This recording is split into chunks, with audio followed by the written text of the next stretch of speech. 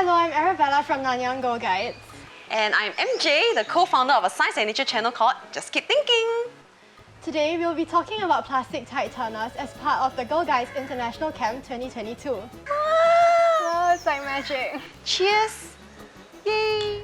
So, can you tell me a bit about yourself? So I'm MJ, I'm the co-founder of a science and nature channel called Just Keep Thinking. I do hold my own intertidal guided walks to the public, and I also do patrol the area from time to time to educate people about how we can protect our marine wildlife.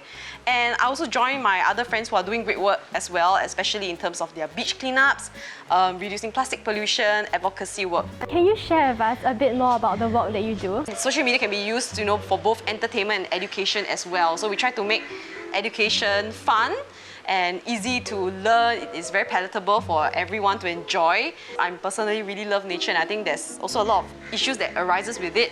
So with our channel, we hope to raise awareness, to share the knowledge about what's happening with the world around and how all of us can play a part. One of the mantra that I live by through my work is that, science has no meaning to society unless it is communicated to them. It gives power to the voices of people as well, which is important because there are things that we want to fight for in order to save our earth, our wildlife, and eventually our lives as well.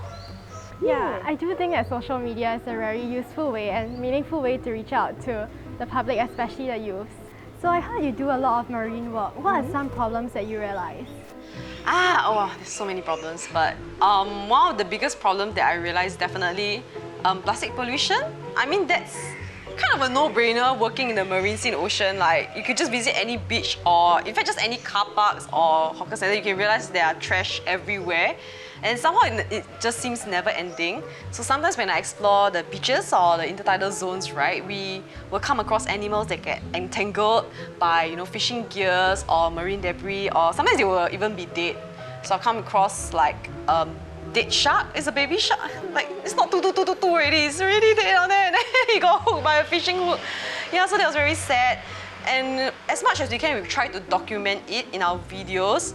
The process of us trying to untangle these animals or removing the hook from it, and you could see the animals are pretty much in distress. I think a lot of people feel that beach cleanup is like nothing much, but no, every single piece of trash that you picked up, it's really doing a small part to save the oceans and saving our animals. Actually, Go Guide Singapore also did something similar with our plogathon. It incorporated plogging with exercising, so when jogging or walking in the park or any area around Singapore, we can also pick up trash as well. Exactly. I think people don't realize that trash not only occurs at beaches, it occurs everywhere. Yeah. I do that for my intertidal guided walks also. So as we explore, we have a small trash bag to show people that, as we enjoy ourselves, we can help to clean up the area as well. Yes, that's great what you guys are doing. So I heard about something called the plastic tide. What exactly is it? It's a really cool name, but the plastic tide actually refers to this tide of plastic waste that actually never recedes, so it never disappears. Which actually is something that you can see it for yourself. In seasons where I visit almost every day, the plastic tide seems to be there all the time, and even though it has been cleaned up the day before. So it's just an indication of how serious the situation is when it comes to plastic pollution. Around 8 million tons of plastic enter our ocean every year, and in all the marine debris, right, plastic make up 80% of it. So that is a lot, it's a significant amount out there. And a lot of them are single-use plastic, so you just use it for one time and then you throw it away. Plastics, they are actually made from, non-biodegradable materials? Yes, and one of it includes petroleum, which is oil, and oil is a part of fossil fuel, and you're actually contributing to the issue of climate change. And then when you incinerate plastic, especially in Singapore where we incinerate our waste, right, you actually release a lot of toxic gases, including methane, which is a greenhouse gas, and that's going to contribute to climate change as well. But yet, because plastic is so convenient and so easy to produce, we just keep producing it. So it seems like a never-ending cycle of plastic pollution. Yeah, I think we also use plastic every single day, like from plastic bags in supermarkets to straws when drinking drinks. So I think it's really important for everyone to play a role in cutting down the usage of plastic. With all this plastic going to the ocean on a daily basis, how does this affect life on land and in the ocean?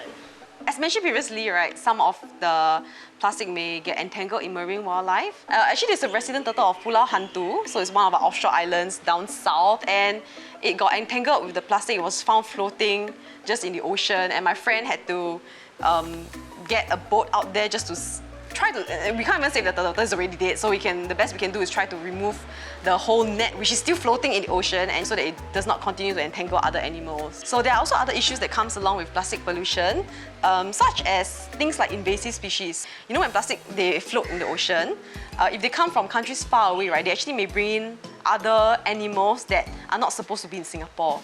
And if they manage to come to Singapore or any other non-native country and they proliferate, right, it might actually cause disruption to the ecosystem. Last but not least, how can it affect us? So there's something called microplastics and nanoplastics, basically plastics which are broken down from larger plastics.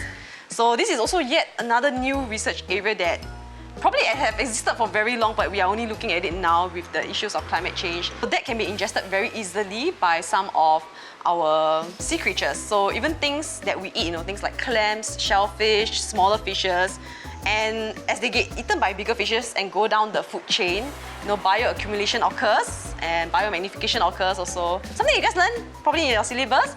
And when humans eat that, right, there's a chance that we have ingested the plastic.